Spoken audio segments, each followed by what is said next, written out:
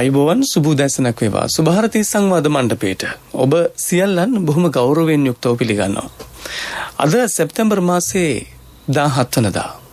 අද දවස යමක් මතක් කළොතින් සිහි කටයුතු දේවල් බොහොමයක් හිතට එන්නට පුළුවන්. ඒ අතර ජාතික වශයෙන් වැදගත් බොහොම සතුටෙන් මතක් කළ යුතු දවසක් විදිහට අද දවස සිහි ගන්වන්නට ඔබට පුළුවන්ද කියලා පෙරලා ප්‍රශ්නයක් මම ඔබෙන් අහුවොත් ඔබේ හිත කොයි වගේ උත්තරයක් දෙයිද?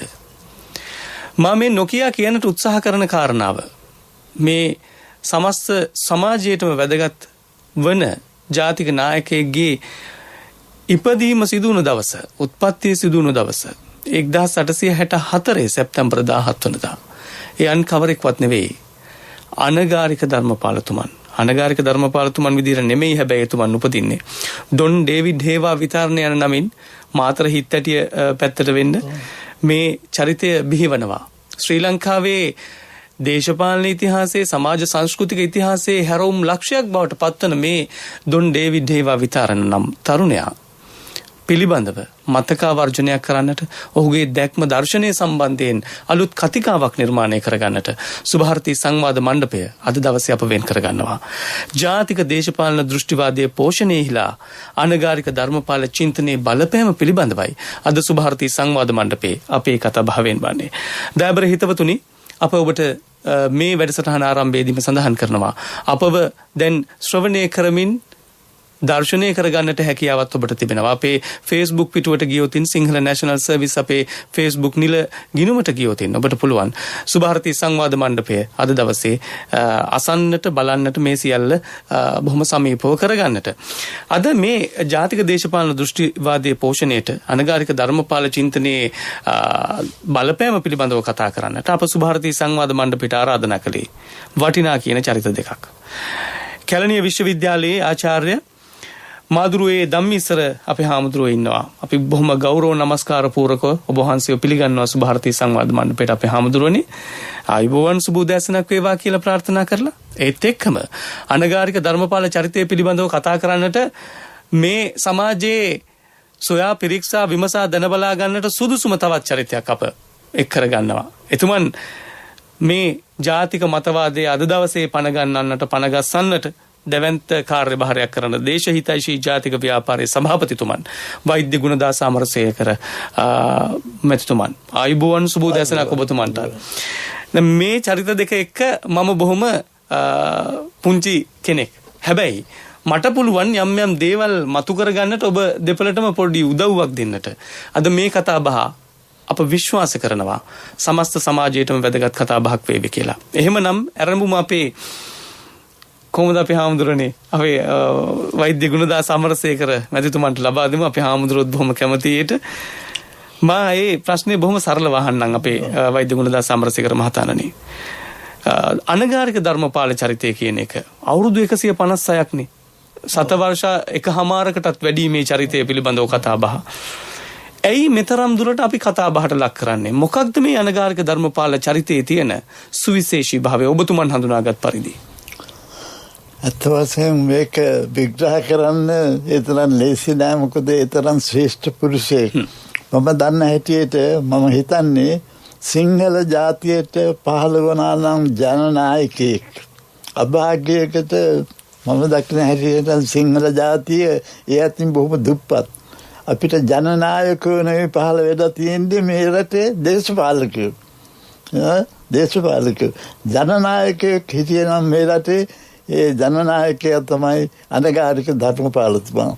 එතුමා පටන් ගත්තු දේවල් තමයි එදා අද වෙනකන් මේ රටට විශාලම බලපෑමක් කළා තියෙන්නේ.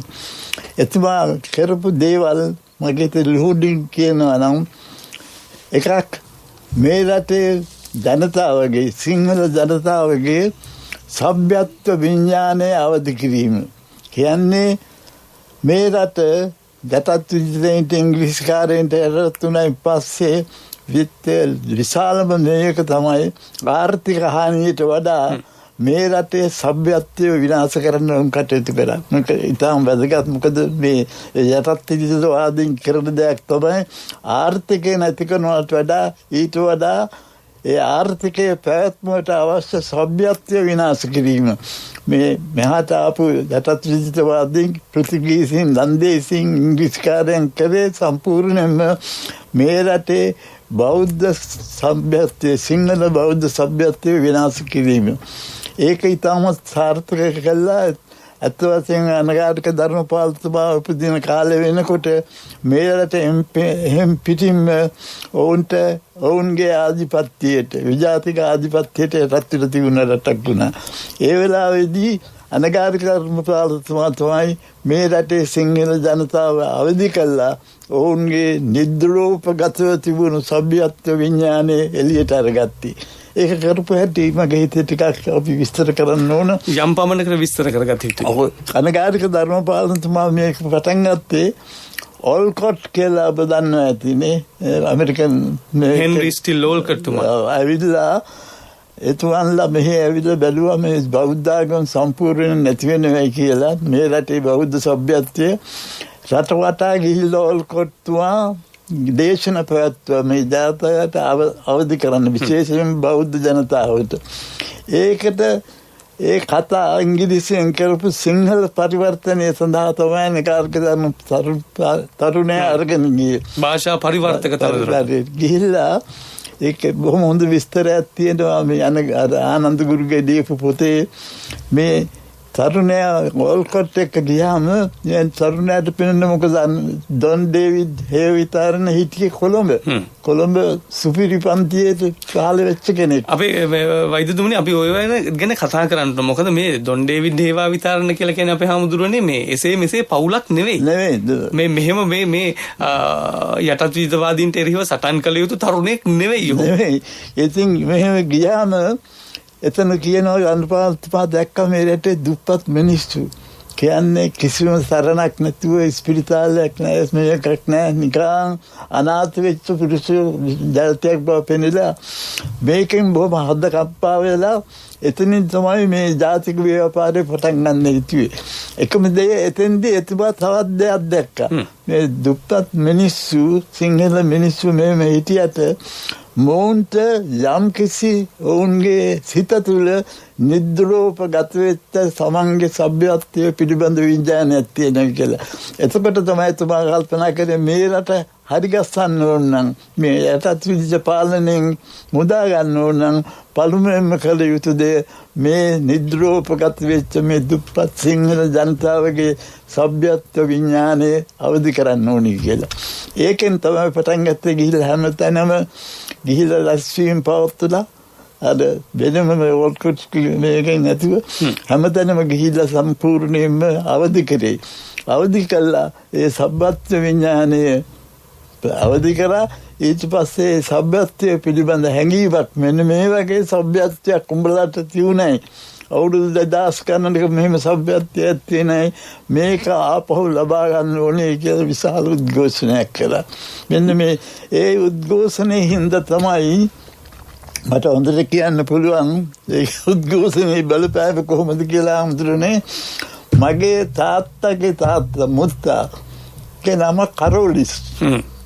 මගේ තාත්තගේ නම හෙන්ද්‍රික්. ගන්ප්‍රපාලතුමා හිටියේ නැත්තම් මම ගුණදාස අමරසේකරනේ අන්දිරි අමරසේකර වෙලා තමයි නවතින්නේ. දැන් අනගාരിക ධර්මපාලතුමාගේ පියා ගත්තොත් ඒත් කරෝලිස්ම තමයි. ඩොන් කරෝලිස් තාත්තා හෙන්ද්‍රික්. අන්දපාලතුමා හිටියානම් මම ගුණදාස අමරසේකර නෙමෙයි අන්දිරි අමරසේකර. ඒකෙන් මොකද ඒ වගේ සම්පූර්ණම අලුත් සભ્યත්වයක් පාදනවා දෙන්න මේක කරා. මේක බොහොම වටින දෙයක්. මොකද ගොඩක් දෙනා දන්නේ දැන් ඒ දවස්වල දම් ගන්න එහෙම සම්පූර්ණයෙන්ම තියුනේ ඉංග්‍රීසි දන්නේ. ඒ ඔක්කොම සිංහල ආර්ය සිංහල නම් දීලා. ඒ විතරක් නෙවෙයි දැන් ගොඩක් දෙනා දන්නේ අපේ ගෑනු ස්ත්‍රී පක්ෂය සාරිය අඳවන්න කවුද මේ වුනේ කියලා. මොකද ඒ දවස්වල චාරිත්‍රවාදීත් ඇඳුම් පැළඳුම් සම්පූර්ණයෙන්ම විජාතික අනුකාරක තියුනේ. ඒක වෙනස් කරේ අනගාരിക ධර්මපාලතුමා. දැන් ඔය ඒක හොඳ කතාවක් තියෙනවා. දැන් ඔය සාරිය සාරිය අද්දන්න සිංහල ගෑනුන්ට දැන් නම් ඉතින් සිංහල ගෑනු සාරිය අඳින්නේ නැහැ නේ කලිසන්ත අඳින්නේ. කෙසේ වෙතත් පළමු වරට මේ කරේ අනගාരിക ධර්ම පරන්තුට ඒක කරේ කොහොමද මල්ලිකා හේවයිතරට අම්මට ගිහිල්ලා සාරිය අඳවලා මට මතකයි දැන් ඔය ඒක කොයිතරම්ද කියලාද මගේ ලොකු නැද්දා මැරෙනකම් ඇන්දේ අර වික්ටෝරියාදු සායයි 70යි ධර්මපාලතුමාගේ ඉතින් අපේ මගේ ලොකු නැන්දම ඒක වෙනස් කරේ තත්ත්වය වෙනස් කරලා සිංහල ගෑනට සාරිය ඇන්දෙව්වේ මේ ධර්මපාලතුමා. කොටින්ම කියනවා නම් සભ્યත්ව විඥානය අවදි කළා තමන්ට තියුණු ප්‍රෞಢ සભ્યත්වයේ යලි ගොඩනගීමට අදිතාලම දැම්මේ අනගාരിക ධර්මපාලතුමා කියලා කියන්න පුළුවන්. මේක මහා චින්තන විප්ලවයක්. අර කිව්වා වගේ 1505 අප යටත් විජිතකරණයට යම් යම් පාර්ශවයන්ගෙන් යටත් වන මොහොතේ පටන් අපිට මේ අපේ අක්මුල් සිඳ බිඳගත් ස්වභාවයක් දැනුණනේ අපේ ගුණදාස අමරසේකර මහත්මයා. අපිට අපේ හාමුදුරුවනේ අපේ මුල අමතක වෙන්නට පටන් ගත්තා යම් විදියකට. ඒක බොහොම බරපතල විදියට සිද්ධ වුණා 1815 පූර්ණ වශයෙන් අප යටත් විජිතයක් බවට පත් වුණයින් පස්සේ. ඒක වුණාට වැඩිය ඒක අමතක කරන තැනට වැඩ සැලැස්සුවා. දැන් අපේ හාමුදුරනේ අපේ වෛද්‍යතුමන් කියපු කාරණාව බොහොම පැහැදිලියි. අපේ ගුණදාස අමරසේකර මහතා මොන හේතුන් නිසාද මෙතුමන් මේ වගේ බිහි වුනේ කියන එක අපි පොඩ්ඩක් එතුමන්ගේ මේ පෞල් පරිසරයට ගිහින් බැලුවොතින් මෙතුමා කියන්නේ එසේ මෙසේ චරිතයක් නෙවෙයි. මුදලිවරුන්ගෙන් පැවතෙන චරිතයක්. ඩොන් කරෝලිස්ලා කියන්නේ මේ සාමාන්‍ය පන්තිය නෙවෙයි. ඉතින් අපේ හාමුදුරනේ එහෙම කෙනෙක් මේ වගේ චින්තන විප්ලවයක් කරන්නට පරිවර්තනය වීම පිළිබඳව ඔබ වහන්සේ විශ්වවිද්‍යාල ආචාර්යවරයෙක් මොන තරම් මානසික විප්ලවයක් එතුමන් තුළ වෙන්නට ඇතේ කියලා ඔබතුමන් විශ්වාස කරනවද? ඔබ වහන්සේ තෙරුවන් සරණයි. මුලින්ම ශ්‍රී ලංකා ගුවන්විදුලි සංස්ථාවට අපි බෙහෙවින් ස්තුතිවන්ත වෙන්න ඕන. මාධ්‍යයක් හැටියට මේ අනගාരിക ධර්මපාලතුමා පිළිබඳව මේ වෙලාවේ විශේෂ වැඩසටහනක් මගින් එතුමාගේ ප්‍රතිරූපය සකස් කරන්න නැවත ප්‍රතිරූපය සැබෑ ස්වරූපය පෙන්වා දෙන්නට කටයුතු කිරීම පිළිබඳව. මොකද මාධ්‍ය මගින් තමයි එතුමාගේ ප්‍රතිරූපය නැති කළේ. ඔබ වහන්සේ කියන්නේ විග්‍රහය බොහොම වැදගත්. ඒ නිසා මාධ්‍යයට තියෙනවා ලොකු වගකීමක් අපේ නායකයෙක්, අපේ ජාතික නායකයෙක්, ඒ ජාතික නායකයාගේ ජාතික ස්වරූපය නැති කරලා බොහොම මේ හීනි කෙනෙක් බවට පත් කරන්න, බොහොම පුංචි කෙනෙක් බවට පත් කරන්න මේ රටේ සමහර මාධ්‍ය ප්‍රබල මාධ්‍ය උත්සාහ ගත්තා. ඉතින් ඒකේ ප්‍රතිඵලය අපි ඉතාමත්ම නරක විදිහට අත්දකිනවා මේ වෙනකොටත් සමාජය තුළ, ශ්‍රී ලංකා ද්වීපය තුළ. අපි මේ උත්සාහය වැදගත් වෙනවා. එතුමාගේ උපත සිදු වෙලා වසර 156ක් පමණ කාලයක් ගත වෙන වෙලාවෙදිත් ඒ පිළිබඳව සිහිපත් කරන්නට ගුවන්විදුලියේ කටයුතු කිරීම පිළිබඳව. ඉතින් එතුමා මේ රටේ ජාතික නායකයෙක්. සිංහල බෞද්ධ සංස්කෘතිය තුළින් ජාතිය, දේශය ඔසවා තබන්නට සහ සම්බුද්ධ ශාසනය නගා සිටුවන්නට, සුරක්ෂිත කරලා පෝෂණය කරන්නට එතුමන් තමයි මේ මෑත ඉතිහාසයේ සුවිශේෂ කාර්යභාරයක් කරපු කෙනා.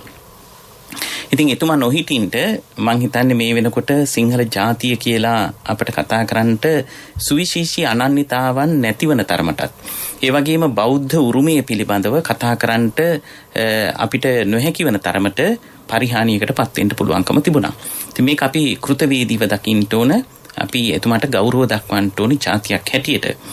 ඉතින් මෙතෙන්දී එතුමා බොහොම සංවේදී වෙච්ච බව තේරෙනවා. හෙන්රි ස්ටීලෝල්කර්තුමා සමග කටයුතු කිරීමේදී විශේෂයෙන්ම එතුමන් අත්දකින්නට ඇති මේ රටේ කොයිතරම් දුරකට පරිහානියකට පත් වෙලාද කියලා. එතෙන්දී එතුමාගේ පෞල් පරිසරය, එතුමාගේ සමාජ පරිසරය එතුමන් පස්සේ කාලෙක පාවිච්චි කරනවා තමන් ඒ බලාපොරොත්තු වෙච්ච, තමන්ගේ ඒ සංවේදී භාවය ඇති වෙච්ච ක්ෂේත්‍රය වඩාත් හොඳින් ඔප්නංවන්ට, නැත්තම් රට, ජාතිය, ශාසනය නගා සිටුවීම සඳහා කටයුතු කරන්නට කියලයි මට පෙනී යන්නේ. ඒ වගේම එතුමන් සමහර වෙලාවක අපි ඇත්ත වශයෙන්ම මාධ්‍ය මගින් ඊටාම නරක විදිහට එතුමන්ගේ ප්‍රතිරූපය විනාශ කළා කියලා කිව්වොත් නිවැරදි. දැන් මේ මාධ්‍ය කියලා කියන්නේ ඒ දවස්වල මේ ශ්‍රව්‍ය දෘශ්‍ය මාධ්‍ය තිබුණේ නැහැනේ. මේ මුද්‍රිත මාධ්‍ය. ඒක හිතාමතා එල්ල කළ පහර දීම් තියෙනවා. දැන් අපි මේ සැලසුම් සහගතව ඒ ඇතැම් තැන්වල මුට්ටකාසකාරය කියලා කාසිකාරය කියලා පරිභව කළා. මේ වගේ දේවල් අර කිව්වාගේ අපහාමුදුරනේ හිතාමතා කළ දේවල්. එතුමන් අපි කතා කරමු. එතුමන් ටිකක් සැර වචන පාවිච්චි කළා. සැරින් කතා කරන්න ඕන කරලා තිබුණා. ඒ වෙනකොට තිබිච්ච සමාජ පරිසරය. ඉතින් ඒ වගේ අවස්ථාවලදී ඉතින් එතුමා ඉතා පැහැදිලිවම කියනවා මගේ සහෝදරයාට හේවා විතාරන්ට මම කතා කරන භාෂාවෙන් කතා කරන විලාසයෙන් මම මේ කතා කරන්නේ. මම බොහොම ආදරින් මේ කතා කරන්න කියන ඒ කතාව එතුමන්ට නැවත කියන්න සිද්ධ වුණා. අපිට පුළුවන් නම් අපි උත්සාහ කරමු අපේ ගුවන්විදුලියේ සතු එතුමන්ගේ සජීවී හඬ කොටස් තිබෙනවා. අපි උත්සාහ කරමු අපේ හැමදුරනේ මේ වැඩසටහන අතරතුරේදී පුළුවන් නම් හොයාගන්නට මේ අපේ සංරක්ෂණාගාරයේ පිරික්සලා ඒ හඬ කොතරම්නම් ප්‍රබලද ගැඹුරුද කියන කාරණය. ඒ වගේම හැඟීම්බරයි. ඔව්. ඉතින් එහෙම වුණත් එතුමන් අන්තවාදී වුණෙත් නැහැ. ඒ වගේම තමන්ගේ හැඟීම් වලට වහල්ුනෙත් නැහැ. කල යුතු දේ දුරදක්නා නුවණින් යුක්තව ඊ타ත්ම පැහැදිලිව ඉදිරිපත් කරපු එක කළා. ඉතින් මොකද හැඟීම්බර වුණාට එතුමන් අන්තවාදී වුණේ නැහැ. හැඟීම් වලට වහල්ුනේ නැහැ. ඉතින් බොහෝ අවස්ථාවලදී එතුමාගේ දර්ශනය ඊටාම පැහැදිලිව එතුමන් කිව්වා සහ ලියලා තිබ්බා. ඉතින් අද විශාල සාහිත්‍යයක් තියෙනවා. එතුමන්ගේ ප්‍රකාශ එතුමන්ගේ ඒ කාර්ය භාරය කුමක්ද කියන එක පිළිබඳව විශාල සාහිත්‍යයක් තියෙනවා. ඒ විශාල සාහිත්‍ය අධ්‍යයනය කරපුවාම අපිට අනගාരിക ධර්මපාලතුමා අපහු හොයාගන්න පුළුවන්. අප මේ උත්සාහ කරන්නේ මේ චරිතය යලි හොයන්නට. මම කැමති පොඩ්ඩක් අර හාමුදුරුවෝ කිපෙදෙන් කරන්න හාමුදුරුවෝ කිව්වා ඌමනාවෙන් මේ චරිතය සම්පූර්ණයෙන්ම විකෘති කරන්න තත්ත්වයයි කියලා. මොකද ඒකට හේතුවක් තිබුණා අනගාരിക ධර්මපාලතුමාගේ ව්‍යාපාරය ගිය 7 වර්ෂයේ පළවෙනි දශකයේ වෙනකොට ඉතාම බලවත්ව තිබුණා.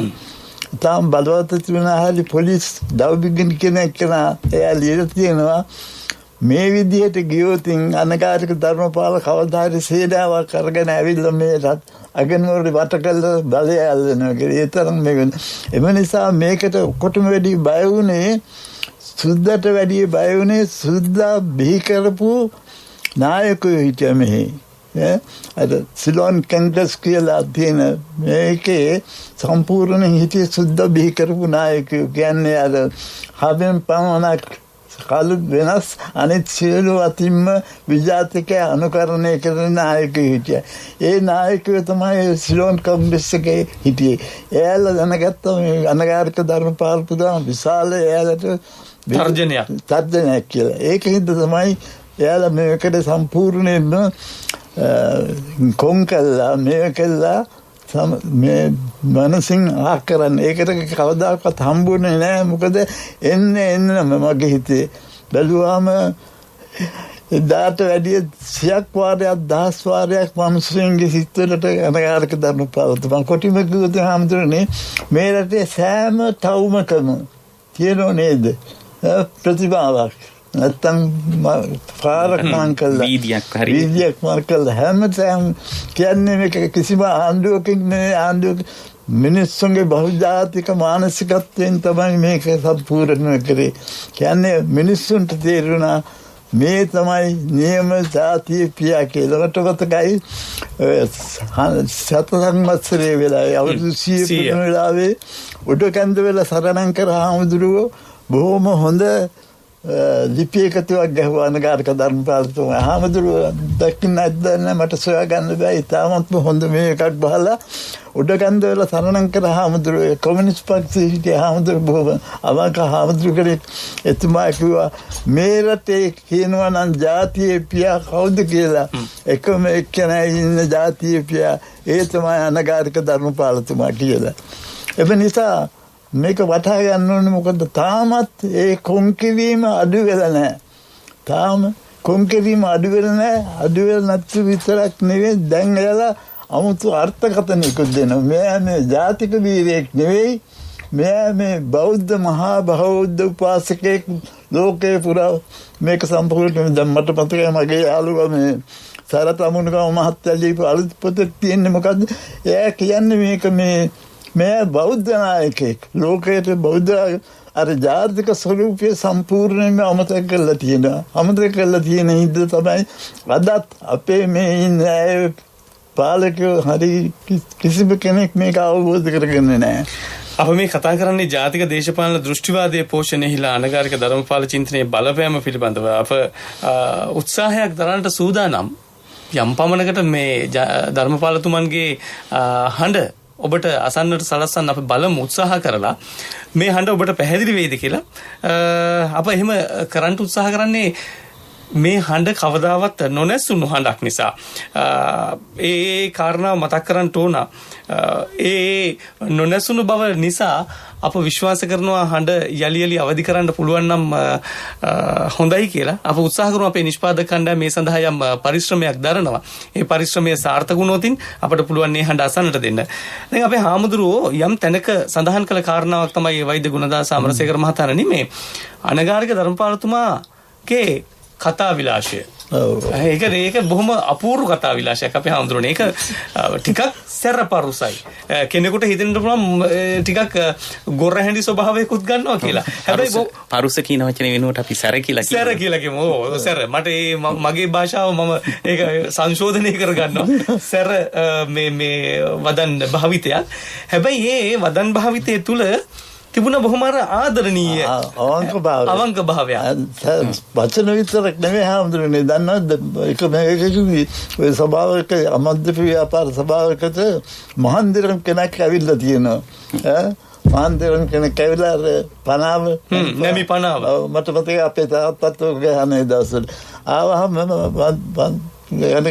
කතා කළා මොකද මේ ගුණ ඇවිල්ලා තියන්නේ කියලා පනාව අරගෙන කුඩු කළා වීසි කළා දිනවා. ඒ විදිහට තමයි ජනතාවට ආමන්ත්‍රණය. මොකද මගේ ඒක කියන්නේ දැනගත්ත ගමන් මේ මිනිස්සු එක්තරම් මේ ඥානවන්ත මිනිස්සු නෙවෙයි මොවුන්ට යම් කිසි චින්තන ආධිපත්‍යයක් පෙන්වන්න ඕන. එහෙම තමයි මුන් අහරසෙන්න පුළුවන් කියලා. අපි බලමු ගුණදාස අමරසේකර මහත්මයා උත්සාහයක් දරනවා අපි ඔබට යම් හඬ කොටසක් අහන්නට සලස්වන්නට අනගාരിക ධර්මපාලතුමාගේ. බලමු මේ හඬ ඔබට ඇසෙයිද කියලා. කතාවලින් කියන්නේ ඊට අවුරුදු 1000කට පමණ ප්‍රථම ඒ රටේ හිටියා වූ බ්‍රාහ්මනාදීන්ව මර්ධනය කර පර්ෂියාදි රටවලින් ආවා වූ ඒ මරක්කල ජාතීන් හොත් මොගල් කියනා වූ කොට්ඨාසේ මරක්කලාගන් කාර්යෝ දඹදිව අල්ලාගෙන සම්පූර්ණයෙන් ඒ රටේ තිබුණා වූ ශාස්ත්‍රීය ඔන්න එහෙම හඬ කොටසකුත් තියෙනවා. දැන් මේ මෙතන මේ ඒ සටන කරන්නේ දඹදිව බුද්ධගයාව බේරා ගැනීම සම්බන්ධයෙන්. එතන තිබුණා යම් ප්‍රශ්නකාරී දැන් මේ හඬ තුල අපේ හාමුදුරුවෝ කිව්වා වගේ මෙතුමා කොයි තැනකවත් ජාතිවාදී ස්වභාවයක් ගත්තේ නැහැ. මේ රට තුල උත්සාහ කළේ ශ්‍රී ලාංකීය ජාතිය නැත්නම් සිංහල ජාතිය විශේෂයෙන්ම අප ගත්තොත් ඔවුන් වැඩි තිබුණ ආර්ථික අගාධයෙන් ගොඩ ගන්නට. එහෙම ඌමනාවක් තිබුණා අපේ හාමුදුරුවෝ. ඔව් ඇත්තම ඔය කාරණේදී අපි මේ කාරණය එතුමන්ට ගෞරවයක් හැටියට සඳහන් කරන්න ඕන. එතුමන් නිතර කියපු කතාවක් තමයි අපි ලේඛන වලින් දැකලා තියෙන කාරණය. මේ රටේ ජනතාව සහෝදරත්වයෙන් ජීවත් වෙන්න ඕනේ කියන එක. මේක අවධාරණ කළා එතුමා. සහෝදරත්වයෙන් යුක්තව ජීවත් වෙන්න ඕන සියලුම ජනතාව කියන එක අවධාරණ කළා. ඉතින් ඒකෙන් අදහස් කරන්නේ නෑ මේ ඊනියා මේ සංහිඳියාව වගේ වැඩසටහනක් පහුගිය කාලවල ක්‍රියාත්මක වෙච්ච සිංහල ජාතියට හෝ සිංහල බෞද්ධ වීම නිසා හෝ වෙනත් ජාතියකට හෝ ජන වර්ගයකට අයිති වීම නිසා පීඩනයකට පත් කිරීමක් පිළිබඳව එතුමන් කොහෙත්ම අදහස් කළේ නැහැ. දැන් මාධ්‍ය වලින් සහ ඒ වගේම සමහර වෙලාවට අන්තවාදීන් එතුමන්ට පහර ගැසීමටත් ඒ වගේම බෞද්ධයා අන්තවාදී කියලා පෙන්නන්නටත් නිතර උලුප්පා දක්වන දෙයක් තමයි අනගාരിക ධර්මපාලතුමාගේ අර සැර ආකාරයට සමහර අවස්ථාවන් වලදී කරපු ප්‍රකාශයන් උපුටලා දක්වනවා. ඉතින් දැන් අර ප්‍රසිද්ධ ප්‍රකාශ තියෙනවා ඒ වෙයිදී අදහස් කරන්නේ එතුමා කියන්නේ මේ රටට ආගන්තුකව ඇවිල්ලා මේ රට විනාශ කිරීමෙහි යෙදෙන යම් යම් ජන කොටස් ගැන. එතකොට ජන වර්ග පිළිබඳව වර්ගයක් හැටියට ගත්තාම ඒ සමස්ත ජාතියේ තින්ට ඇදලා දාන්නේ නැහැ. සමස්ත වර්ගයේ තින්ට ඇදලා දාන්නේ නැහැ එතුමා. ඊටාම පැහැදිලිව. ඉතින් ඊට වඩා සැර වචන පාවිච්චි කරලා තියෙනවා මේ රටේ දේශපාලනය සම්බන්ධයෙන්. දේශපාලකයන්ට ඊටාම තදින් ඒ වගේම മന്ത്രിවරුන්ට ඇමතිවරුන්ට බොහොම තදින් කතා කරලා තියෙනවා. ඉතින් ඒවත් එක්ක ගත්තාම සාමාන්‍යකරණය වෙන්න ඕන. අර දේවල් පමණක් උලුප්පා දක්වන සහ ඒ විතරක් නෙවෙයි.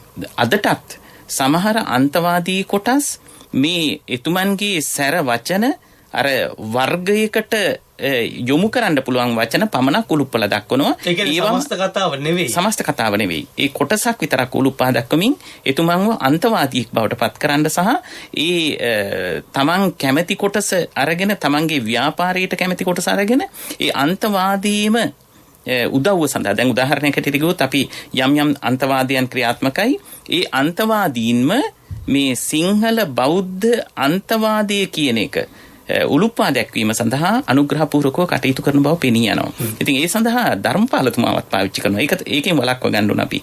එතුමා එතන හිටියේ නෑ. එතුමා ඊටාත්ම සහෝදරත්වයේ පිළිබඳව කතා කරපු කෙනෙක්. සියලුම ජනවර්ග ජන කොටස් ඒ සියලුම අය පිළිබඳව සහෝදරත්වයෙන් කතා කරපු කෙනෙක්. හාමුදුරුවෝ ඒ කියපු දේ තාම වැදගත්. මොකද විශේෂයෙන්ම අද මේ අපි සංහිඳියාව ගැන කතා කරනවා, ජාතික සමගිය ගැන කතා කරනවා.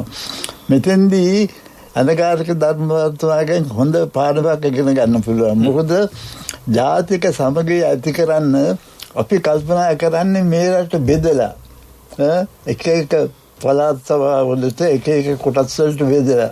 මේක ඇත්ත වශයෙන් අපි මුලක් දෙනා දන්නේ නැති වුණාට මේක අපි ඉංග්‍රීසි කාර්යය මේ කරපු උපක්‍රමයක්. මේ රටේ සිංහල ජාතිය බහු ජාතිය බෙදන්න. මොකද ඔය පළාත් සභා ඇතිවීමේ මුල් පටන් ගත්තේ ඩොනෝල්ඩ් මෝර් කොමිෂනෙන් තමයි පළමුවෙන්ම කිව්වේ මේ රට පළාත් වලට බෙදන්න ඕනේ කියලා. මේ කුඩා රට පළාත් වලට බෙදන්න ඕනේ කියලා. මේකෙන් තමයි මේ අදහස ඇතිවෙන්නේ. අනුගාරික ධර්මපාලතුමා ඊට හාත්පසින් වෙනස්. අනුගාරික ධර්මපාලතුමා කිව්වා මේක හොඳයි අපිටත් ගන්න. දැනුම් මේ හදන හැටියට මේ පළාත් සභාව වෙලා සමගියාව මේ කරන හැටියට සමගිය ඇති කරන්න බහුජාතිය සිංහල එකව කළා. ඊට පස්සේ සිංහලයන්ගේ සભ્યත්වය තුළින් මේ සුළු කොටසත් ඇතුළට කරන්න ඕනේ කියලා. මේක ඉතාම වැදගත් දෙයක්. මොකද මේ රටේ අද විතරක් නෙවෙයි විවිධ ජන කොටස් ආවේ. දිගින් දිගටම ආවා. ඒ ජන කොටස් විශේෂයෙන් ඔය මූදුබඩ ප්‍රදේශයේ ඉන්න ජන කොටස් මේ ඉන්දියාවෙන් සංක්‍රමණය වෙච්ච කට්ටිය එකකට. එහෙත් ඔවුන් සියලු දෙනාටම පුළුවන් වුණා එකව වෙන්න. හේතුව ඔවුන් සියලු දෙනා පිළිගත්ත මේ රටේ බහුතර ජනතාවගේ සભ્યත්වය තුළට ඇතුළු වුණොත් තමයි ජාතික සමගිය ඇති කරන්න පුළුවන්. මෙන්න මේක අනගාരിക ධර්මපාලතුමා තාමත් හොඳින් අවබෝධ කරගෙන ඒක තමයි කිව්වේ මේ රට එකට තිබුණේ අවුරුදු 1000 ගණනක් මේක නිසා උඹලා සියලු දෙනාට මොකද මේක බෞද්ධ සભ્યත්වයක් ඕන කෙනෙකුට ඇතුල් වෙන්න පුළුවන්. මේක දැන් එහෙම බෙදාවෙන් කිරීමක්. මේකට ඇතුල් වුණොතින් මේ රටේ සමගිය මේක මගේ හිතේ අදත් අපේ නායකයන් විසින් අවබෝධ කරගත යුතු දෙයක්. ජාතික දේශපාලන දෘෂ්ටිවාදයේ පෝෂණයේලා අනගාരിക ධර්මපාල චින්තනයේ බලපෑම පිළිබඳව අපි මේ සාකච්ඡා කරන්නේ. කැලණිය විශ්වවිද්‍යාලයේ ආචාර්ය මාදුරුවේ ධම්මීසර ස්වාමින් වහන්සේ සමගින් දේශහිතයිශී ජාතික ව්‍යාපාරයේ සභාපතිතුමන් වෛද්‍ය ගුණදාස අමරසේකර මහතායි අද සුභාරතී සංවාද මණ්ඩපේ අපත් සමගින් එකතුව සිටින්නේ. කතා කරන්නේ අනගාരിക ධර්මපාල චරිතය පිළිබඳව 1864 සැප්තැම්බර් 17 වෙනිදා අද වගේ දවසක තමයි එතුමන් මේ ශ්‍රී ලංකා ද්වීපයට බිහිවන්නේ. එදා පටන් අද වනතෙක් වසර 156ක් මේ කාල සීමාව පුරාම අනගාരിക ධර්මපාල චරිතය පිළිබඳව අප කතා කරනවා. අර අපේ ගුණදාස අමරසේකර මැතිතුමන් කිව්වා වගේම මේ රටේ හැම තැනකම වගේ අනගාരിക කියන නම සඳහන් මොකක් හෝ දෙයක් තියෙනවා. අනගාരിക මාවතක්, අනගාരിക පුස්තකාලයක්, අනගාരിക ධර්මපාල පිළිරුවක් මේ කොහේ හරි ඉදිවිලා තියෙනවා. ඒක මහා පුදුම සහගත දෙයක්. දේශපාලනික නායකයෙකුත් නෙවෙයි එතුමන්. කිසිදු පක්ෂයක් නියෝජනය කළ කෙනෙක් නෙවෙයි. හැබැයි ජාතික ව්‍යාපාරයේ මහා පතාක යෝධයෙක්. ඒ නිසයි මේ මිනිස් හදවත් වලින් මතුවෙලා මේ චරිතය මේ විදිහට කතා බහට ලක් වෙන්නේ. ජාතික ගුවන්විදුලිය අද එතුමන්ගේ චරිතය පිළිබඳව කතා කරන්න යන කිසිවක් නිසා නෙවෙයි. එතුමන්ගේ දේශපාලන දෘෂ්ටිය දැක්ම අපේ වර්තමාන සමාජයට ගලපා ගන්නේ කොහොමද කියන කාරණේ පිළිබඳව කතා කරන්න. අපි මේ කතා කළ කාරණා වලින් තරමක් ආර්ථික මේ පැත්තට යමුකෝ පොඩ්ඩක් මේ වැදගත් පැත්ත. අනගාരിക ධර්මපාලතුමා කියලා කියන්නේ අර අපේ හාමුදුරුවනේ අර කිව්වා වගේ ඒක තැනකට කොටු කළා හිතාමතා යම් පිරිස්. හැබැයි ඊට වඩා පුළුල් දර්ශනයක් දැක්මක් එතුමන්ට තිබුණා. මොකද මෙතුමන්ගේ පෞල් පරිසරයම ව්‍යාපාරික පෞල් පරිසරයක්. ඩොන් කරෝලිස් කියලා කියන්නේම දැවැන්ත ව්‍යාපාරික ප්‍රජාවක්. එතුමන්ට උවමනාව තිබුණා ගුණදාස අමරසේකර මහත්මයා මේ රටේ දේශීය කර්මාන්ත කෙරෙහි අවධානය යොමු කරන්නට. එතුමන්ගේ දේශන තුල එතුමන්ගේ කටයුතු තුල ඒ දේශීය කර්මාන්ත පිළිබඳව දැක්මක් තිබුණා කියලා අප විශ්වාස කරනවා. ඒක මගේ ලොකු පුරුදු දැක්මකින් කරේ. මොකද එතුමා දැනගත්තා එතුමාට ඕන මේක සભ્યත්වයේ සංස්කෘතිය ගොඩනගන්න. ඒ සංස්කෘතිය සભ્યත්වයේ ගොඩනගන්න නම් ඊට අවශ්‍ය ආර්ථික පදනම තිබිය යුතුව කියලා කියන්නේ සංස්කෘතිය කියලා නිකන් රෙද්ද බැනේ නැද්ද ගත්තට සංස්කෘතිය වෙන්නේ නැහැ. ඒකට අවශ්‍ය ආර්ථිකය රට තුළ තියෙන්න ඕනේ. ඒක හොඳට අවබෝධ කරගත්තා. අනිත් එක එතෙන්දී එතුමා මේ වහල්ුනේ නැහැ බාහිර කොමියුනිස්ට් වාදයටවත් වෙන බාහිර ලිබරල් වාදයටත් එහෙම නෙවෙයි මේ රටට උපාත්ති ජාතික ආර්ථිකය ගොඩනගන්න වුණා. ඒ සඳහා එතුමා තමයි නොයෙක් කර්මාන්ත ඇති කරේ. අපේ තරුණයන්ට කිව්වා උඹලා නිකන් මේ ගිහිල්ලා පොත විතර බලලා හරියන එකක් නෑ. ගිහිල්ලා ජපානට ගිහිල්ලා ඉගෙන ගන්න. ගිනි පෙට්ටිය හදන්න ඇති කියලා. ඊළඟට කිව්වා අපේ රෙදිපිලි අපි හදා ගන්න ඕන. අපේ රෙදිපිලි හදා ගන්න ඕන. එම නිසා පේශ කර්මාන්ත ඒකේ ඒ විතර මේ කියලා ළඟදී වෙන එකක් තියුණා. එහෙනම් පේශ ඒ වගේ දැනගත්තා මේ සංස්කෘතිය සભ્યත්වයේ ගෙනියන්න නම් ඉස්සරහට ඊට අවශ්‍ය ආර්ථිකය මෙහි ගොඩනගන්න ඕනේ කියලා. මේක ඉතාම වැදගත් දෙයක්. විශේෂයෙන්ම අදත් අපේ නායකයින් විසින් අවබෝධ කරගත යුතු දෙයක්. මේක ඉතාම පැහැදිලිව මේ අමරසේකර මෙතුමනි මේ ජාතික පනතේ සඳහන් කරලා තියෙනවා 153 වෙනි වගන්තිය. එහෙමයි. නොයෙක් ක්‍රමේ ශිල්ප ශාස්ත්‍ර, කර්මාන්ත, විද්‍යා, යන්ත්‍ර සූත්‍ර ක්‍රමාදිය ඉගෙන මෙහි පැමිණ කටයුතු කිරීමට සමර්ථ තරුණයන් තෝරා එංගලන්ත, ඇමරිකා, ජර්මන්, ජපාන්, ඉන්දියා ආදී රටවලට යැවීමට සිංහල වෙළඳ සමාගම් හා ප්‍රභූවරුද උද්‍යෝග වනු. පිටරට ගොස් නොයෙක් පළාත්වල ඇවිද ඉගෙන ගැනීම සඳහා 154 පිටරට ගොස් නොයෙක් පළාත්වල ඇවිද ඉගෙන ගැනීම සඳහා ස්වකීය දූපුතුන් යැවීමට මැලි නොවනු. දැන් මේ තරම් විවෘතයි නේද?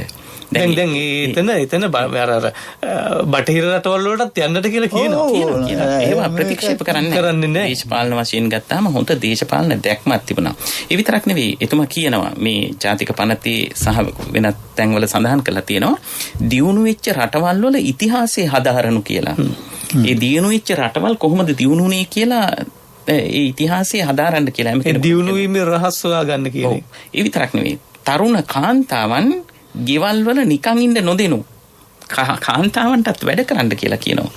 තරුණ කාන්තාවන්ටත් ගෙවල් වල වැඩ කරන්න කියලා කියනවා. එතකොට මේ ආර්ථිකය ජාතියක පැවැත්මට ඊටාම වැදගත් එක තැනක කියනවා එතුමා රටක ආහාර පාන සහ ඇඳුම් ඒ රටේ අවශ්‍යතා සඳහා තියෙනවා නම් ඒ රට ස්වයං පෝෂිතයි සහ වෙනත් රටක බලපෑමකට යටත් වෙන්නේ නැහැ කියලාම කියනවා. ඉතින් ඒක තමයි අපි දැක්ම වෙන්න ඕන කරන්නේ. අපේ මූලික අවශ්‍යතා ටික අපි සම්පූර්ණ කරගන්න ඕන. එතුමා හිටියේ එතන.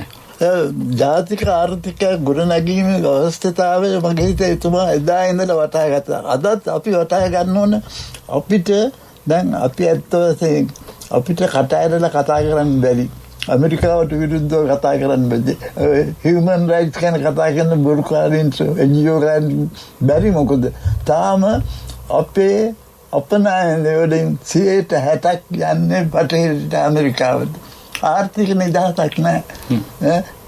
ඒ ආර්ථික නිදහස නැතිව කවදාකවත් අපිට ස්වාධීන වෙන්න බැහැ. මේක වටහාගෙන තමයි අනගාരിക ධර්මපාලතුමා ජාතික ආර්ථිකය ගොඩනගන්න කතාවක් කරන්නේ. ඔව් දැන් අපි අපේ දේශීය ආහාර පාන වලට තියෙන පුදුම විදිහේ මේ ප්‍රතික්ෂේප කිරීමක් නේ.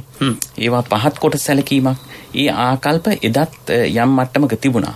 ඒ නිසා ඒ බඳු ආකල්ප වලට එතුමන් ප්‍රහාර එල්ල කළා. ඉතින් කෑම බීම ගැන කතා කළා. එතකොට දැන් අදටත් යම් ආකාරයකින් අපේ දේශීය ආහාර පාන සම්බන්ධයෙන් තියෙන ආකල්ප එච්චර හොඳ නැහැ. ඔව්. ඉතින් අර දැන් අපේ හැමදෙරුනේ මේ ආකල්පේ වෙනස් වන්නට හේතු වන්නට ඇත්තේම මා විශ්වාස කරන පරිද්දෙන් මේ යටත් විජිතවාදී හැඟීම මා හිතන්නේ අපේ චින්තනයේ සිඳ බිඳ දැම්මනේ මේ යටත් විජිතකරණය තුල. එතකොට හැමදේම රට කියලා කියනවා නම් ඒ තුල තිබුණා බොහොම ගෞරවනීය බවක්. අර ඒකනේ කියන්නේ තනකොළ වුණත් ලොකුවට හැදුනොත් ඒක රට තනකොළ වුණා. රට දෙල් ගෙඩිය වුණත් ලොකු නම් රට දෙල් වුණා. මේ ලංකාව පොළවේ හැදුන දේ වුණත් ඒක රට කියන තැනට අපිපත් උනේම මේ චින්තනයේ සිදු වුණ ඒ කඩාවැටීම කියලා අපි විශ්වාස කරනවා. ඔව්. දීර්ඝ කාලයක් යටත් විජිතයක් හැටියට පැවතීමත් ඊටත් වඩා හැබැයි අනිත් යටත් විජිතයන් එක්ක සාපේක්ෂව ගත්තහම අපි ඊට වඩා ගොඩක් ඉදිරියෙන් ඉන්නවා. අපේ ස්වාධීනතාව අපි යම් මට්ටමකට ආරක්ෂා කරගෙන ඉන්නවා කියලා කිව්වොත් නිවැරදි. ඒකට හැබැයි ඒ උද්දීපනය ඇතිකරන්න අනගාരിക ධර්මපාලතුමාම හේතු වුණා. එසේ නොවන්නට අපි සමහර විට අනිත් බොහෝ යටත් විජිතයන් හා සමානවම පරිහානි තත්වයක ඉඳක් තිබුණා. කොහොම වුණත් අපි සුවිශේෂී තත්වයක් තියෙනවා.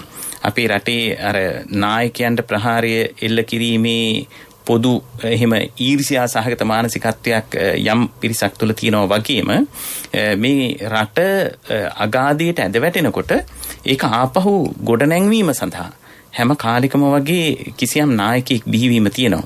අපි මේ නායකයන්ව හරියට දකින්නේ නැති ස්වභාවයක් තියෙනවා. මේ රටේ එතකොට මාධ්‍ය වලින් වේවා නැත්තම් වෙනත් ආකාරයකින් වේවා නැවත යම් අසත්‍ය කාරණා ඉදිරිපත් කරනකොට අපේ රටේ මිනිස්සු විශ්වාස කරන ස්වභාවයක් ඇති වෙලා තියෙනවා. පොදුවේ ගත්තහම. ඉතින් ඒක හානි කරයි. ඒ ආකල්පෙන් අපි මිදෙන්න ඕන. මොකද අනගාരിക ධර්මපාලතුමා දේශපාලන වශයෙන් ඉතාමත්ම දුර දැකපු කෙනෙක්. ඉතින් එතුමා කිව්වා අපේ දරුවන්ට ගෙවල් ඇතුළට වෙලා ගෙයි මුළුවල තියාගෙන ඉන්න එපා. ඒ අය එළියට ගන්න කියලා. ඉතින් ඒක විශේෂ කතාවක්. මොකද දරුවන් ගේ ඇතුලේ තියාගෙන හදන එක නෙවෙයි වෙන්න ඕන කරන්නේ. දරුවන්ට සමාජයේ දැක ගන්න සලස්සන්න ඕන. සමහර විට මේ කියන්නට ඇත්තේ මේ රට ඇතුලේ විතරක් නෙමෙයි. ලෝකෙට විවෘත කරන්න ඕන කියන කාරණේයි. ඒ විතරක් නෙවෙයි. ඉතින් එතුමා කිව්වා සෑම පුරවැසියෙක්ම අධ්‍යාපනය ලැබිය යුතුයි. ඒකට හේතුවක් කිව්වා අධ්‍යාපනය නොලබපු ජාතියක් ඉන්න රටක් පාලනය කරන්න මේ ආණ්ඩුව වලට පහසුයි. ඒ නිසා එතකොට ඒකෙන් තව පැත්තකින් කියනවා ආණ්ඩුවක් ලෑස්ති වෙන්නේ නැහැ රටේ ජනතාව අධ්‍යාපනයෙන් සමෘද්ධ කරන්න. ඉතින් එතකොට ඒ අධ්‍යාපනයෙන් අඩු තත්ත්වයක පවත්වාගෙන යෑමේ අවශ්‍යතාව ආණ්ඩු කරන අයට තියෙන්න පුළුවන්. ඒ නිසා එතුමා දැක්කා අධ්‍යාපනයේ සියලු දෙනාටම ලබා දිය යුතුයි කියලා. ඒ විතරක් නෙවෙයි. එතුමන් දැන් මම හිතන්නේ ඉතිහාසය බැලුවොත් එතුමාගේ ප්‍රකාශයත් එක්ක අපි ওই බටහිර රටවල් අගය කරන ඇත්තෝ හොයලා බලන්න හොඳයි. මේ රටේ සියලුම කාන්තාවන්ට නිසි අධ්‍යාපනය ලබා දිය යුතුයි කියන මේ ප්‍රකාශය එතුමා කරලා තියෙනවා. කියන්නේ මානව හිමිකම් ගැන අපි කතා කළේ බොහොම කාලයකට ඉස්සරලා. ඔව් එතුමා බෞද්ධයෙක්නේ. එතුමා සිංහල බෞද්ධයෙක්.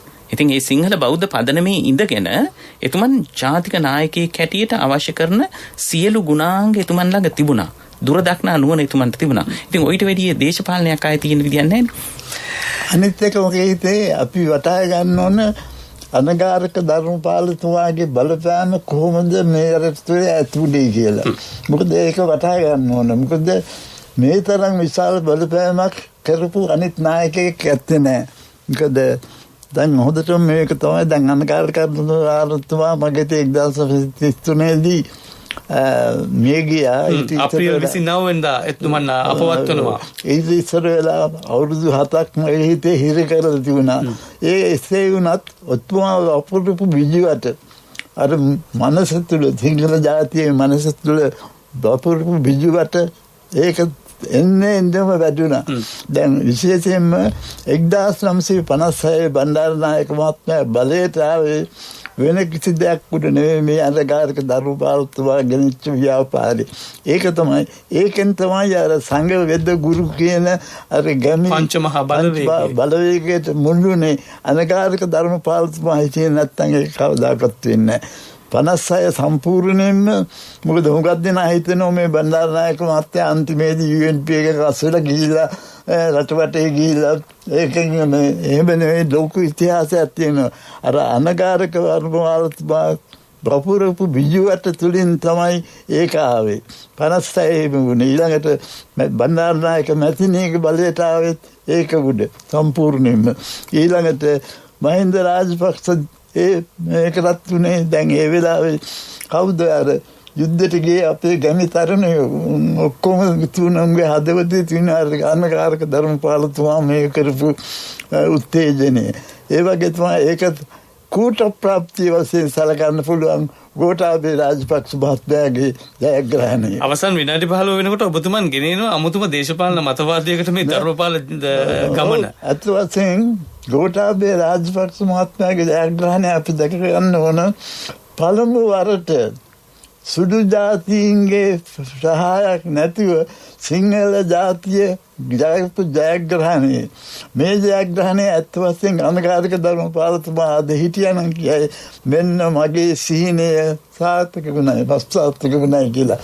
මේ සම්පූර්ණම ක්‍රියාදාමයේ ආරම්භයේ මුල අනකාරික ධර්මපාලතුමා ගෝඨාභය රාජපක්ෂ ජයග්‍රහණය ඒක මස්තක ප්‍රාප්තිය කූට ප්‍රාප්තිය වශයෙන් අපිට සලකන්න පුළුවන්. වසර 156කට පස්සේ සිදුවන දේවල් බලන්නකෝ. ඉතිහාසය කියන්නේ අර අපේ හාමුදුරුවෝ කිව්වා වගේ යලි සිදුවන දෙයක්. ඒකට කාලය අපිට කියන්න බෑ මෙච්චර කාලයක් ගත වෙයි කියලා. හැබැයි ඒවම තමයි ආපහු සිදුවන්නේ. මා යලිත් වතාවක් ගුණදාස අමරසේකර මහතාණනි මේ එතුමන්ගේ මේ ආර්ථික දර්ශනය ගැන ඔබතුමන්ගෙන් විමසන්නේ. ඔබතුමන් සහ අපේ හාමුදුරුවෝ කියු කාරණාවන්. කාන්තාවන් කිසිවෙක් ගෙදර නිකන් ඉන්නට ඕනේ නැහැ. කාන්තාවන්ටත් යමක් කළ හැකි මේ රට වෙනුවෙන් කියන එක. ඊට එහා ගිහින් අනගාരിക ධර්මපාලතුමන් අර කිව්වා වගේ ජපානයේ ශිෂ්‍යත්වය එහෙම ලබා දීලා මේ රට තුල හදන අමුතුම කර්මාන්ත පැලැන්තියක්. ඒ කියන්නේ කර්මාන්ත පන්තියක්. පැලැන්තියකට වඩා පන්තියක්. ඒ තුල අපේ මේ විග්‍රහයන් තුල අපට හමු වෙනවා පේශ කර්මාන්තය ගත්තොත් UB දොළපිහිල්ල මහත්මයා. ඒත් එකම පිඟන් කර්මාන්තයේ චිත්‍ර කර්මාන්තය ගත්තොත් DC හින්නි අප්පුහාමි කියන චරිතය. ඒත් එකම සුවඳ විලවුන් කියලා ගත්තොත් ජෝන් F කුරේ. අන්න එතන තියෙනවා තවත් අමුතු නමක්. දැන් මේ සිංහල පමණක් නෙවෙයි. ජාතික හැඟීමක් එම ජාතිවාදී බවක් තිබුණා නම් ජෝන් F කුරේ කියන නම අපිට මෙතනට එන්නේ නැහැ. ඊළඟට කඩදාසි ගත්තොත් එතම අන්තවාදී නෙවෙයි කියන එකට හොඳ උදාහරණයක්. එතකොට කඩදාසි කර්මාන්තය ගත්තොත් NJ සෝමරත්න කඩදාසි කර්මාන්තයෙන්, ගිනිකුරු කර්මාන්තයෙන් ගත්තොත් බාලසූරිය කියන චරිතය. මේ වගේ දැවැන්ත කර්මාන්තකරුවන් පිරිසක් අනගාരിക ධර්මපාලතුමන් නිර්මාණය කරනවා. මේ අර ගුණදාස අමරසේකර මහතාණනි මැටි කර්මාන්තය, ගිනිකෝරු කර්මාන්තේ බොහොම සරල කාරණා විදියට කෙනෙකුට දැක්කත් අදත් ඔය වගේ ඒවා නිර්මාණය වෙලා තියෙනවා. දැන් මේ 156කට පස්සේ වසර 156කට පස්සේ මැටි කර්මාන්තය ගැන අලුතෙන් අපි කතා කරනවා. අපේ කර්මාන්තය ගැන කතා කරනවා. මම දන්නේ නැහැ මේ ඉතිහාසෙ කොහෙන්ද මේ දේවල් ආපහු පෙරලෙන්නේ කියලා. ඔය සියල්ලම මුල පේනවා අනගාരിക ධර්මපාලතුමාගේ ව්‍යාපාරනේ, ඒ ආර්ථික ව්‍යාපාරය. අනිත් එක වැදගත් දෙයක් තමයි අපිට හුඟක් වැරදි මුත්‍රාක් තමයි අපේ නායකයෙක්ට අපේ ජාතියටත් අපි හැමදාම හිතුවේ කොහෙන් හරි පිට රටින් ගෙනාපු දර්ශනයක් ගෙනල්ලා ඒක තුලින් අපේ ආර්ථිකය නම් ගන්න. අපි හදුවේ මාක්ස්වාදයේ උඩින් ගෙනන්නේ. මාක්ස්වාදයේ උඩින් ගෙනල්ලා ඒකෙන් ඒ බගින් මේක ආර්ථිකය අපි දන්න එක විහාරිත වන සම්පූර්ණයෙන්. ඊළඟට නව ලිබරල් වාදී ගෙනල්ලා ඒකෙන් බටහිරට ඔළුව නවලා බටහිරින් ගෙනල්ලා විවෘත කළා ආර්ථිකය. ඒ විදිහට අනගාരിക ධර්මපාලතුමා දැනගත්ත මෙහෙම හරියන්නේ අපිට උරුම අපිට ජාතික ආර්ථිකයක් තියෙනවා. ඒක පටු ලෙස නෙමෙයි පුළුල් ලෙස සලකලා අපිට පුළුවන් මාක්ස්වාදයේ හොඳ දෙයක් තියෙනවා ඒක අරගන්න, ලිබරල් වාදයේ තියෙනවා ඒක අරගන්න. අපි සංවෘත විවෘත ආර්ථිකයක් තියෙන්න ඕන. අපි ගිහිල්ලා පිට රටට ගිහිල්ලා දැනුම ලබාගෙන එන්න ඕන. ඒ වගේ පුළුල් ආර්ථික දර්ශනයක් අනගාരിക ධර්මපාලතුමාට තිබුණා. මම හිතනවා දැන් මේ ආණ්ඩුව ගෝඨාභය රාජපක්ෂ මහත්මයාගේ ආණ්ඩුව මේක තරමද්දට අවබෝධ කරගත් බවට පේන්න තියෙනවා. ඒකට මම කාරණාවක් එකතු කළොත් හොඳයි කියලා මම කල්පනා කරනවා. අනගාരിക ධර්මපාලතුමා මෙහෙම කතාවක් කියනවා. දිවා රාත්‍රී දෙකෙහිම සිංහලයන් වීරිය කළොත් 5 වර්ෂයක් තුළ ජාතිය දියුණු අඩියකට පමුණවා ගත හැකිය. සිංහලීනි වීරියෙන් ක්‍රියා කරමු. ගෝඨාභය රාජපක්ෂ ජනාධිපතිතුමා ඉතා පැහැදිලිව කියනවා අවුරුදු 5ක් ඇති මට මේ රට ගොඩනගවන්න කියලා. මේ අර කියමනමද මන්දා මේක දැකලා කියනවද එතුමගේ අභ්‍යන්තරයෙන් නැගෙනවද දන්නේ. මට හිතෙන්නේ නම් කරන කටයුතු අනුව එතුමගේ අභ්‍යන්තරයෙන් මේ දෙක එකට සමාන වෙනවා. මේ ධර්මපාලතුමා ගුණදාස අමරසේකර මෙතුමා කිව්වා වගේ ධර්මපාලතුමා පැල කරපු බීජ තමයි දැන් මේ පළ දරන්නේ. මට තව පොඩි අත්දැකීමක් තියෙනවා. මම මගේ පශ්චාත්පාදී කටයුතු කළේ ඉන්දියාවේ ශාන්ති නිකේතනයේ. ශාන්ති නිකේතනයේ සඳහා කටයුතු කරන්නේ ආරම්භ කරන්නේ තාගෝර්තුමාගේ සීයා. නමුත් තාගෝර්තුමාට බැරි වෙනවා ඒක සම්පූර්ණ කරන්න. තාගෝර්තුමාගේ තාත්තටත් බැරි වෙනවා. පරම්පරා දෙකකට පස්සේ තමයි තාගෝර්තුමා බිහි වෙලා ශාන්ති නිකේතනයේ එදා තිබිච්ච එදා බලාපොරොත්තු තැනට ගොඩනගන්නේ. ඉතින් ඒ නිසා යහපත් බීජ රෝපණය කර යුතුයි. අනගාരിക ධර්මපාලතුමා ඒ යහපත් බීජ රෝපණය කළා. මම හිතන්නේ අද මේ වෙනකොට ඒවා ගොඩනැගීමින් සහ ඒවා පළදරමින් තියෙනවා. තවත් කාරණාවක් කියන්න උණු. ධර්මපාලතුමා මෙහිම දෙයක් කිව්වා. ප්‍රයෝජන ගහක් කපා දැමීම ලොකු පාඩුවක්. ප්‍රයෝජන ගස් නැවත වගා කර ගැනීමට ඕන. මට අද එනකොට ප්‍රවෘත්ති වලට කියනවා වුණා ගෝඨාභය රාජපක්ෂ ජනාධිපතිතුමා කියනවා ගස් වැවීම පිළිබඳව විශේෂ අවධානයක් යොමු කරන්න ඕනේ කියලා. ඉතින් මේ කාරණාත් එක්ක ගත්තාම අර ගුණදාස අමරසේකර මහත්මයා කියපු විදිහට එදා අනගාരിക ධර්මපාලතුමාගේ තිබිච්ච ඒ දර්ශනය දේශපාලන දර්ශනය අද යම් මට්ටමකින් ක්‍රියාත්මක වෙමින් පවතිනවායි කියලා. ඉතින් මේක අපි රැක ගන්න ඕනේ ඇත්ත වශයෙන්ම. එදා ධර්මපාලතුමාට ගහන්න තිබිච්ච බලවේග ලොකු ජාලයක් එක්ක සම්බන්ධ වෙලා එහෙම කරන්න පුළුවන් කමක් තිබුණේ නැහැ. නමුත් අද දවසේ ඊට වඩා 100,000 ගුණයකින් ප්‍රබලයි ජාලය. අපි මේක රැක ගන්න ඕන මං හිතන්නේ මේ වෙලාවේ ඊටාත්ම ප්‍රබල විදිහට ක්‍රියාත්මක වෙමින් මේ ඵලය විනාශ කර දමන්නට ඊට කඩ තිබෙනවා. එකක් මතවාදී මේ වශයෙන් වෙන්න පුළුවන්. නැත්නම් භෞතික වශයෙන් වෙන්න පුළුවන්. අපි මේ පිළිබඳව අවධානය යොමු කරන්න ඕන ජාතික හැඟීමක් තියෙන හැම කෙනෙක්ම. වහන්සේගේ විග්‍රහය තුළ බොහෝ දේවල් තියෙනවා. දැන් අර අනගාരിക ධර්මපාලතුමාට 1900 ගණන් වල 800 ගණන් වල පහර දෙන්නේ සීමිත පිරිසක්. හැබැයි අද ඊට වැඩිය බොහොම සංවිධානාත්මකයි. අද අන්තර්ජාතික ප්‍රජාව යාලක මූලික මේක තමයි මේ අනගාരിക ධර්මපාල දර්ශනය සම්පූර්ණයෙන් තුරන් කරන්න. දැන් ආසන්නතම උදාහරණය ගුණදාස අමරසේකර මහතාණනි මේ රටේ ව්‍යවස්ථාව කියන එක මේ රටේ ජනතාවගේ ප්‍රශ්නයක්. මේ රටේ ජනතාව ඒක සිංහලද හින්දුද ඉස්ලාම්ද කියලා නෑ. සමස්ත රටවැසියාගේ. හැබැයි මානව හිමිකම් කොමිසම කතා කරනවා රට මේ විවස්ථාවේ එක සංශෝධනයක් ගෙන එනකොටම තාම ගෙනවිල්ලත් නෑ. ගෙනෙන්නට කලින් මානව හිමිකම් කොමිසම කතා කරනවා.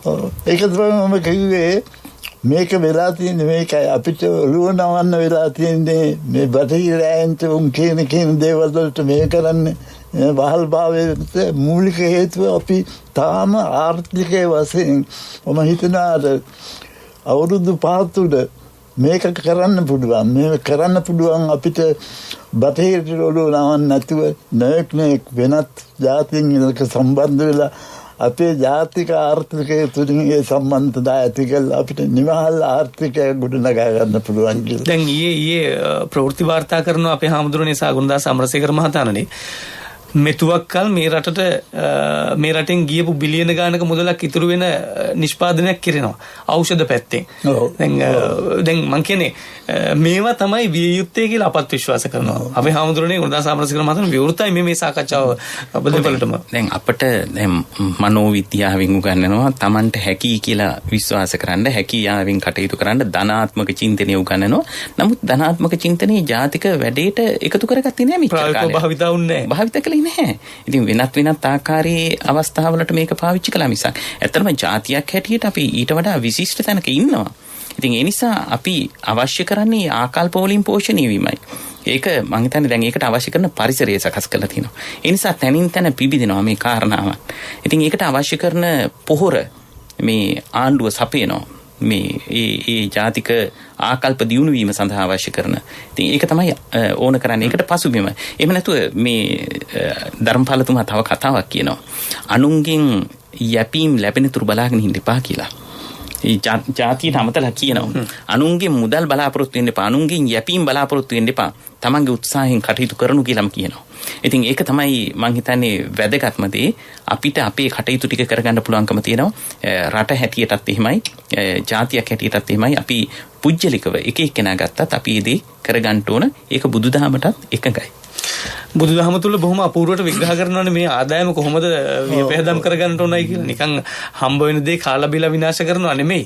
අනිත් එක දැන් අපිට නැති වුණාට මම මේ ළඟදිම කියවපු පොතක් තමයි ඇමරිකාවේ මොකක්ද මම මතක නැහැ, ඒක මේ ආර්ථික විශේෂඥයින් මේ ලංකාවට ඇවිල්ලා මෙහෙලා තියෙන ලියලා පොතක් තියෙනවා බුද්දිස්ට් ඉකොනොමික්ස් කියලා. කියන්නේ අපිට අගේ නැති වුණාට දැන් බැටේලායන්ට පෙන්නලා තියෙනවා. උන්ට මේ මාක්ස්වාදයක් පෙන්වන්න බෑ, ලිබරල්වාදයක් පෙන්වන්න බෑ. ඒ නිසා හොරක් දෙනෙක් බුද්දිස්ට් ඉකොනොමික්ස් බෞද්ධ ආර්ථික අපේ බෞද්ධ ආර්ථිකයක් තියෙනවා ඉතාමත්ම. ඒක සම්පූර්ණයෙන්ම වගේ හිතේ අපිට සංස්කෘතික වශයෙන් අපිට දායාදය මේකලා අත්තරලා පිටරටින් ගියන දර්ශන වලින් දැතුව මගේ හිතේ ඉතාමත්ම හොඳ අපේ ජාතික ආර්ථිකයේ පදනම තියෙන බෞද්ධ ආර්ථිකයේ තුල. ඇත්ත වශයෙන්ම දැන් කූටදන්ත සූත්‍රයේ තියෙන කාරණා ටික ගත්තාම කෘෂිකර්මාන්තය කරන්න කැමති අයට ඒ අවශ්‍ය කරන බීජ බත්තන් කියලා කියන්නේ. බීජ සහ අවශ්‍ය කරන උපකරණ සම්පේලා දෙන්න ඕනේ. දැන් මේ ආණ්ඩුව ඒක සඳහා කටයුතු කරනවා. රාජ්‍ය සේවය කරන්න කැමති අයට ඒ සඳහා අවස්ථාව සලසලා දෙන්න ඕනේ. ඒකත් දැන් 1,50,000ක් විතර දැන් කරනවා. ඒ සඳහා නිකම්ම බඳව ගන්නව නෙවෙයි, නිකම්ම රස්සාවක් දෙනව නෙවෙයි. අවශ්‍ය පුහුණුවක් දීලා ඊට ආකල්ප ඇති කරලා නිකම් මේ පිනට කණ්ඩ ගන්නව නෙවෙයිනි. ඒ වගේ මේ හැම ශාස්ත්‍රයකම ඊළඟට ඒ විතරක් නෙවෙයි, දැන් අපි වෙළඳාම් කරන්න කැමති අයට ඒ අයට අවශ්‍ය කරන පාබත මූල ධනෙ දෙන්න ඕන. ඉතින් ඒකත් කළා. දැන් බැංකුවල පොලි අඩු කරලා ඒ කාර්යයත් කළා. ඉතින් මේ විදිහට මේ හැම ශාස්ත්‍රයකටම අවශ්‍ය කරන ඒ දේවල් විහිදෙමින් යනවා. එතකොට මේ ධර්මපාලතුමා බලාපොරොත්තු වෙච්ච මේ රටේ බෞද්ධ ආර්ථික පසුබිම දැන් ගොඩ නැගෙමින් පවතිනවා. අපි විශ්වාස කරනවා. දැනට මේ ගන්න ක්‍රියාමාර්ග බුදුදහමට එකඟයි. ඒ නිසා අපි විශ්වාස කරනවා මේ දාර්ශනික පසුබිම තුළ මේ කාර්යය සිද්ධ වෙයි කියලා. තවත් විනාඩි 4ක කාලයක් තියෙන්නේ. ජාතික දේශපාලන දෘෂ්ටිවාදයේ පෝෂණයහිලා අනගාരിക ධර්මපාල චින්තනයේ බලපෑම පිළිබඳව අපි මේ කතා කරන්නේ. 1864 ඉපදුණු මේ පුංචි ධර්මපාල ඩොන් ඩේවිඩ් හේවා විතරන මේ වගේ විප්ලවයක් කරයි කියලා අපි කවුරුත් හිතන්නට නැහැ. 1864 දී. හැබැයි අවුරුදු 156කට පස්සෙත් අපි මේ දර්ශනීය දැක්ම ගැන කතා කරන්නේ මොනතරම් ප්‍රබල චරිතයක්ද දර්ශනයක්ද? නොනෙවි විප්ලවයක් ධර්මපාලතුමා කළා තියෙන්නේ. ඒ විප්ලවය එන්න උච්චන්න වෙනවා. ඒ කියන්නේ මේක මේ බොහොම දීප්තිමත් පහනක් වගේ. පහනක් වගේ කෙලවරක් නෑ. මගේ හිතේ ඒ වගේ අදත් මේ රට මේ තත්ත්වයට ඇවිල්ලා තියෙන්නේ අනිකාරික ධර්මපාලතුමා හින්දා. හොඳයි. දැන් අපි අවසන් විනාඩි 3ක කාලෙන් ඉන්නේ. අපි ඔබ වහන්සේටත් ගුණදාස අමරසේකර මහතාටත් ඒ කාලේ බෙදා වෙන් කර දෙන්න සූදානම්. ගුණදාස අමරසේකර මහතාණනේ මේ අනගාരിക දැක්ම දර්ශනය වර්තමානයේ අපි කොහොමද අපේ ආර්ථික දැක්ම සමාජීය ප්‍රතිපත්තිය බවට පත් කරගන්නට කටයුතු කළ යුතු වන්නේ කියන කාරණය පිළිබඳව සරල පැහැදිලි කර ගැනීමක් අපි කරමු. අත් වශයෙන් පළමුවෙන්ම අනගාരിക ධර්මපාලතුමා කියපදේ අපි මනස නිවහල් කරගන්න ඕන. එක බාහිර අනුකාරක දේවල් වලින් තොරව අපි නිවහල් මනසක් තියෙන්න ඕන. අනිත් එක අපි අපේ අතීතය ගැන ආඩම්බර වෙන්න ඕන. 2000ක් කාලයක් මේ රට පැවතුනේ යම් කිසි වැදගත් සભ્યත්වයක් අපිට තිබුණේ. ඒ සભ્યත්වයේ අද යලිත් පුනරුත්ථාපනය කරන්න වෙනස් ලෝකයක ලෝකය වෙනස් වුණාට ඒ සભ્યත්වය තුළ තියෙන ඉතාම බෞද්ධ සිංහල සભ્યත්වය තුළ අපිට අවශ්‍ය දර්ශනය, අපිට අවශ්‍ය සමාජවාදී, අපිට අවශ්‍ය මානවීයතාවාදී එන්න ඉස්සරට මානසිකව නිවහල් වෙලා මේ කාරණය අවබෝධ කරගත්තොත් අපිට පුළුවන් අවුරුදු 15ක් 10ක් ඇතුළත ශ්‍රේෂ්ඨ ජාතියක් වෙන්න ආසියාවේ අපිට ශක්තිය තිබෙනවා. අපේ හාමුදුරනේ දැන් ඔබ වහන්සේ යම් තැනක සඳහන් කරනවා අනගාരിക ධර්මපාලතුමන්ට පහර දුන් පිරිසක් පිළිබඳව, ඒක චේතනාන්විත පහර දීමක් පිළිබඳව ඔබ වහන්සේ නූතනයට ගලපනවා ඒ කතාන්දරේ. මේ මතවාදය මතුවන මොහොතේ ආරක්ෂා වීමේ වැදගත්කම කොහොමද ඔබ වහන්සේ දකින්නේ? ඔව් දැන් මේක වැරදි විදිහකට අර්ථකථනය කරන්නත් පුළුවන්. මොකද අපි අනගාരിക ධර්මපාලතුමන් එක්ක මේ අතීතයට යන්න උත්සාහ කරනවා කියලා. එතුමන් පැහැදිලිවම කියලා තියෙනවා අවුරුදු 100,000 ගණනකට පෙර ජීවත් වෙච්ච ආකාරයට ජීවත් වීමට කල්පනා නොකළ යුතුයි කියලා. ඒ කියන්නේ වර්තමාන ලෝකයට ගැලපෙන්න ඕන. නවීන තාක්ෂණය, ඒ වගේම මේ තියුණු අවස්ථාවන් අපි පරිහරණය කරන්න ඕන. ඒවා අපි ආකර්ෂණය කරගන්න ඕන. අපි විතර ගන්න ඕන. ඒත් එක්කම අපි අපේ අනන්‍යතාව තියාගන්න ඕනේ. ඒක තමයි එතුමා බලාපොරොත්තු වෙච්ච දේ ප්‍රධානම කාරණේ. ඒ අනන්‍යතාව සහිතව අපේකම සහිතව මේ Tamanට જાතියක් හැටියට නැගිටින්න පුළුවන් කියන මේ විශ්වාසයේ සහිතව කටයුතු කිරීම තමයි අවශ්‍යම කරන්නේ. ඒක අපි නැවතත් මතක් කරනවා නම් මාධ්‍ය මේ නිවැරදි දිශාවට එතුමන්ගේ දර්ශනීය පිළිබඳ ප්‍රචාරය නිවැරදි දිශාවට අරගෙන යන්න ඕන. දැනට ප්‍රසිද්ධ කරලා තියෙන සමහර ප්‍රකාශ ඇත්ත වශයෙන්ම එතුමන් පිළිබඳව වැරදි අවබෝධයන් ලැබෙන දේවල්. ඒ නිසා එතුමන් පිළිබඳව අධ්‍යයනයේ මීට වඩා පුළුල්ව සහ සිද්ධ වෙන්න ඕන මේ බොහොම ප්‍රගතිශීලීව ඒක සිද්ධ වෙන්න ඕනේ කියන කාරණේ තමයි මතක් කරන්න ඕනේ. වසර 156ක් අනගාരിക ධර්මපාලතුමන්ගේ ජීවන ප්‍රතිපදාවේ දැක්ම පිළිබඳව අප මේ සංක්ෂිප්තව කතා බහ කරන්න උත්සාහ කළේ 1864 සැප්තැම්බර් 17 වෙනිදා ඉපිද 1933 අප්‍රේල් 29 වෙනිදා සිරි දේවමිත්ත ධර්මපාල නමින් උන්වහන්සේ අපවත් වෙනවා. ඒ ජීවිත කාලය තුල එතුමන් කළ කී දෑ මේ ජාතියක් ගොඩනගන්නට ලබා දුන් දායකත්වයේ පිළිබඳව අද අප විමසා බැලුවේ. අප විශ්වාස කරනවා මේ අනගාരിക දැක්ම දර්ශනය හැමදාම පවතින පැවතිය යුතු දර්ශනයක්. ඒ අර ගුණදාස අමරසේකර මහත්මයා සඳහන්ට දවසින් දවස ලියලන මහා වෘක්ෂයක් වගේ. ඉතින් අපි මේ කතා බහ මෙතකින් සමාප්තියටපත් කරනවා. අප විශ්වාස කරනවා මේ ජීවිතයට යමක් අනගාരിക දර්ශනය පිළිබඳව ලැබෙන්නට ඇතයි කියලා. මේ කතා බහ හරවත් කරන්නට, රසවත් කරන්නට අපත් සමගින් එකතු වුණ කැලණිය විශ්වවිද්‍යාලයේ ආචාර්ය මාදුරුවේ ධම්මිසර ස්වාමින් වහන්සේට අප ගෞරව නමස්කාර පූර්වක ස්තුතිය පිරිනමනවා ජාතික ගුවන්විදුලිය වෙනුවෙන්. බොහොම ස්තුතියි අපේ හාමුදුරනේ වැඩම කළාට උදෑසනින්ම සුභාරතී සංවාද මණ්ඩපයේට. ඒත් සමගින්ම ජාතික මතවාද නිර්මාණය කිරීමේ ප්‍රමුඛ කාර්යභාරයක් ඉටු කරන දේශහිතයිශී ජාතික ව්‍යාපාරයේ සභාපතිතුමන් වෛද්‍ය ගුණදාස අමරසේකර මහතාණනි, නිදුක් නිරෝගී සුවය ඔබතුමන්ට. බොහොම ස්තුතියි ජාතික ගුවන්විදුලියට පැමිණ මේ 156 වන ගුණානුස්මරණයේදී අපට ලබා දුන් දායකත්වයට. එහෙමනම් අප සුභාරතී සංවාද මණ්ඩපයෙන් සමුගෙන යන්නට සූදානම්. අපේ නිෂ්පාදක කණ්ඩායම සමාජ මාධ්‍ය ක්‍රියාකාරීත්වයෙන් විහංග සංකලන සමගින් ජගත් නවරත්න අපත් සමගින් එකතු වුණා. අද දවසේදීත් සුභාරතී සංවාද මණ්ඩපයේ අධීක්ෂණ කටයුතු ඉන්දික ජයරත්නගෙන්, නිෂ්පාදන සම්බන්ධීකරණය සුධර්මිකා විජේරත්න, නාද ශික්ෂණ රජු නානායකාර නිෂ්පාදනය සුජාතා කරුණාරත්න, මම ශාන්තරෝහණ රණවක. වාසනාවන්ත සුවදායී දිනයක් ඔබ හැමට.